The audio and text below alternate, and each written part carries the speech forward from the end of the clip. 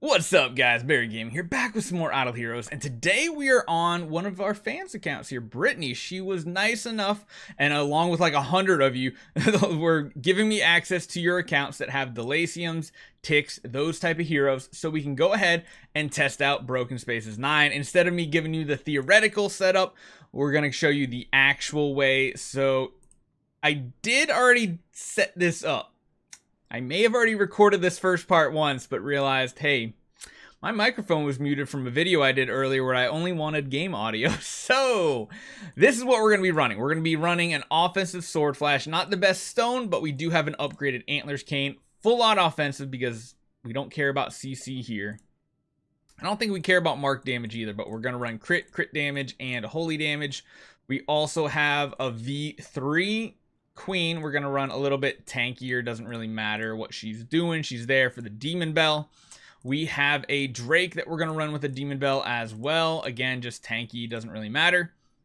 We also have a Heart Watcher we're going to run with an active in round 1 as well, because we just want to start stacking these attack reductions, whether it's from Tix or it's from Heart Watcher. It doesn't really matter. Attack reduction is key. Speaking of the Tix, we are going to run one Tix with energy as well. Not really looking for him to do damage. I mean, actually, you know what? We can probably run him with damage because he doesn't need the energy artifact. No, and then of course we have one Delacium with energy. Full out damage. So, yeah. Take 2. Thankfully, I didn't attack yet. And I was looking at my recording like, Barry almost did Barry things and didn't record audio. That would have felt so bad. I would have had to done it again. But thank you once again, Brittany. Thank you to like the hundreds of people. There was at least 50 people on Discord last night that messaged me say, hey, Barry, I have an account that you can use it on. Now, the setup we're doing should work. I would honestly rather be using a Vesa, a Fairy Queen Vesa over a Sword Flash Shia, just because she gives even more survivability to the team, just so that they can make it to that first round damage reduction. But honestly, I don't think this is going to be a problem. If it is, we might try to find someone with a Vesa instead of a Sword Flash. I think we can get this to work. We also have our monster set up and ready to go. Again, we're not really worried about the Void imprints on any of these. We're just kind of here for the theory of it. We do have the Wolf, like I said, so that is good. Tix and Drake both hit random, essentially. Random. We don't really care about positioning. They have a set target that they will hit. So, I think this is the lineup. Let me make sure audio is going. So that is good. For some reason, it's picking up some desktop audio. I'm just going to mute that real quick just to make sure. I don't want it to pick up some random noises in the background. So, I think we're good to go. Let's go. If I messed it up, I messed it up. We'll redo it. This is kind of trial. Let's make sure everything's going to work properly here. So yeah, we have the Queen. The only bad part is we do have a lot of debuffs that's going to replicate here. All right, so we need to live through round 1. Oof. Okay, so we have some attack reduction out, but that Russell is going to attack. So that could be an issue here. Yep, that's an issue. So the big problem here of running the Sword Flash versus the Vesa is the fact that you can keep your supports alive those first couple of rounds. So let's do something else here. Let's see. That should have just barely, yeah, they didn't even put a dent in it, really. We need to get them to live past the first round. So in order to do that, we probably want to run things a little bit different here. Let's run some damage reduction setup on Heart Watcher. Even though she's only E2, I think this will be fine. The order was a little off. I kind of want Tix to use an active in round 1, so let's actually replace that here. And you know what? Since we don't really care about their damage as much, we're going to run them much safer just because this isn't the optimal setup to do it. So we'll run Mark Purify and we'll do that. Those two combined should be good. I think that's better. I don't think anybody else had... Yeah, I think that's better. Okay, let's see if we can get this to work this way now. Same setup.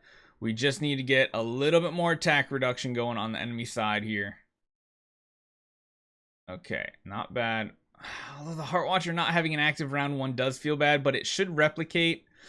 Yeah, see, this is going to be the problem with the Heart Watcher being as weak as she is. We don't have enough attack reduction to keep her alive without that Vesa.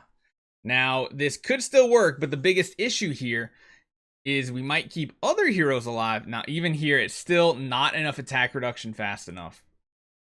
It just isn't. So what could we try doing to manipulate this? Well, let's see here. We could run another Delacium here. That could work out. Get more replications off, but then we would have to sit someone like our Queen, potentially. Is that the worst thing in the world? No.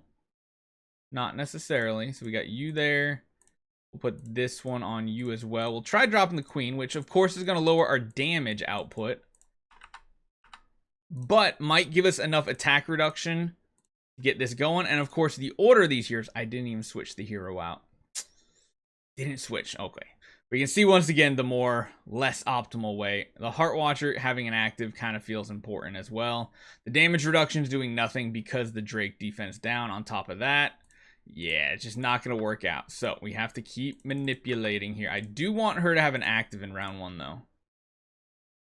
We are just going to run her with an active there. Hopefully all the attack reductions is going to be enough. We are sitting the Queen. We are putting in another Delacium here. And hopefully this works out. Now, we don't have a stacking wolf buff because we don't have like a permanent...